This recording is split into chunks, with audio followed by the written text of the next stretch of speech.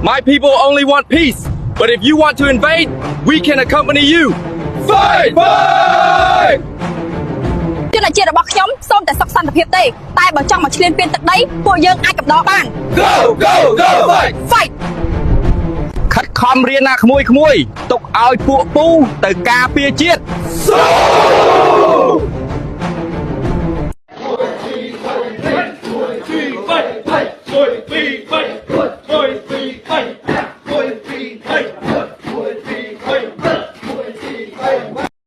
នៃក្រោយពីសមត្ថកិច្ចយើងឆ្លងទៅស្នាក់ដឹកនាំថាបានជំនាញលើគឺឲ្យបិទវិញដែរបាទគឺថៃបិទមុនបាទឥឡូវនេះយើងបិទតាមក្រោយបាទប្រជាពលរដ្ឋយើងនោះក៏ឃើញកម្ពុជាយើងបិទក៏សារទៅក៏ស្រែកក៏ថាបិទចឹងទៅឲ្យស្មើភាពគ្នាគេបិទហើយយើងនៅចំហររងចាំឲ្យទៀតប៉ុន្តែប្រជាពលរដ្ឋខ្មែរយើងនៅច្រើនដែរបាទអត់ទាន់ចេញមកអស់ទេនៅផ្សារលង្គឺនេះឃើញសម៉ូតូបងប្អូនយើងឥឡូវសមត្ថកិច្ចយើងអន្តរាគមន៍ថាឲ្យថៃអនុញ្ញាតឲ្យចេញមកដែរអត់យើងតាមដានតទៀតបាទនេះក្រោយពីមានបទបញ្ជាពីលើមកឥឡូវសមត្ថកិច្ចយើងបិទតាមក្រោយដែរបាទ